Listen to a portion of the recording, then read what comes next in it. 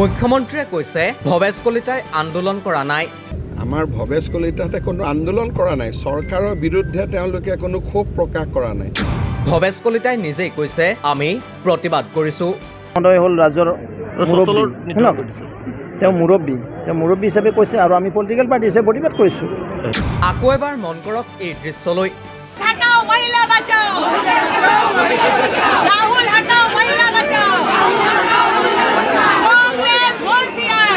আৰু এতিয়া শুনক মুখ্যমন্ত্ৰীৰ এই বক্তব্য।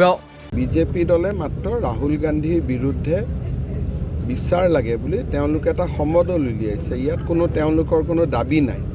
হাতে হাতে তেওঁলোকৰ পতাকা, বেনাৰ আৰু পোষ্টাৰ, মুখত তেওঁলোকৰ শ্লোগান। লতাশিলৰ পৰা বিশাল বিজেপি কৰ্মীৰ এই দলটো আগুৱাই গৈছে মেঘদূত ভৱনৰ দিশে। দাবী ৰাহুল গান্ধীক গ্ৰেপ্তাৰৰ।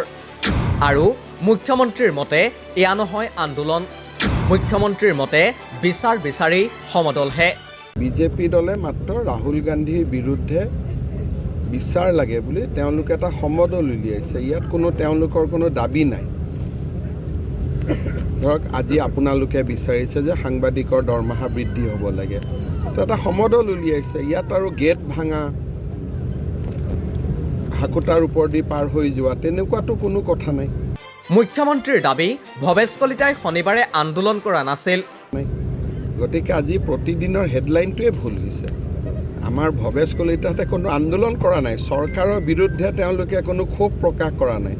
মাত্ৰ নাগালেণ্ডৰ উত্তৰ পূৰ্বত মহিলা এগৰাকীৰ ওপৰত ৰাহুল গান্ধীয়ে কৰা অভদ্ৰ আচৰণৰ বিৰুদ্ধে প্ৰতিবাদ কৰিছে। কিন্তু শনিবাৰেই ভৱেশ কলিতাৰ বক্তব্যক আমি প্ৰতিবাদ কৰিছোঁ।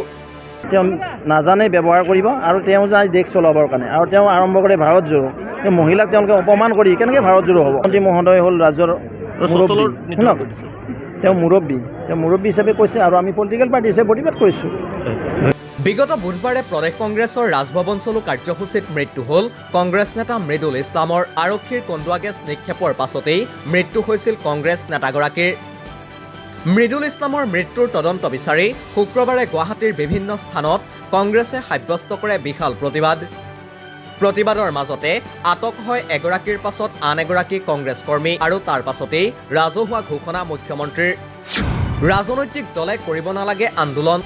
পাৰ্টি আন্দোলনকাৰী নহয়, পলিটিকেল পাৰ্টিৰ আন্দোলন হয় ইলেকশ্যনৰ বাকচত, আৰু যি কৰিব খোজে মন্ত্ৰী বিধায়ক হৈ পৰে। পিছে মুখ্যমন্ত্ৰীৰ এই বক্তব্য মানি নললে ৰাজ্যিক বিজেপিয়ে।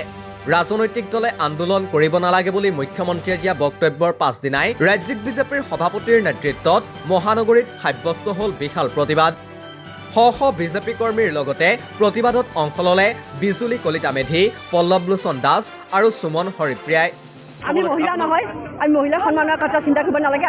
মুখ্যমন্ত্ৰী ডাঙৰীয়াই কৈছিলে যে আমি ৰাজনৈতিক দলৰ নেতা হিচাপে অহা নাই নহয়, আমি মহিলা হিচাপে আহিছে, সাংসদ আহিছে। বিজেপিৰ এই আন্দোলনক লৈ সংবাদ মাধ্যম আৰু সামাজিক মাধ্যমত ব্যাপক চৰ্চা। মুখ্যমন্ত্ৰীৰ পৰামৰ্শ বিজেপিয়ে অগ্ৰাহ্য কৰা বুলি সৰব আলোচনা বিভিন্ন মহলত। আৰু তাৰ পাছতেই বিজেপিৰ আন্দোলনক আন্দোলন নহয় সমদল বুলিহে দাবী মুখ্যমন্ত্ৰীৰ।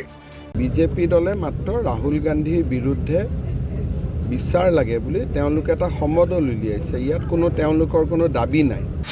মুখ্যমন্ত্ৰী মহোদয়, কংগ্ৰেছৰ কাৰ্যসূচীও আছিল ৰাজভৱন চলোহে।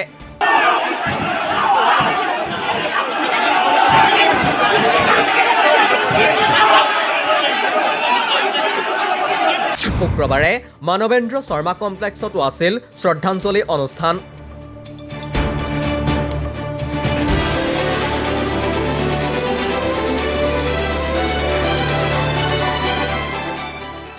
একেদিনাই এয়া ভূপেন বৰাইও কৰিছিল সমদলহে।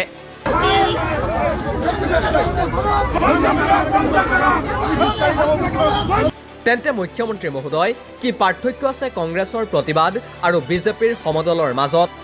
নিউজ ডেস্ক ৰিপৰ্ট, দি ক্ৰছ কাৰেণ্ট।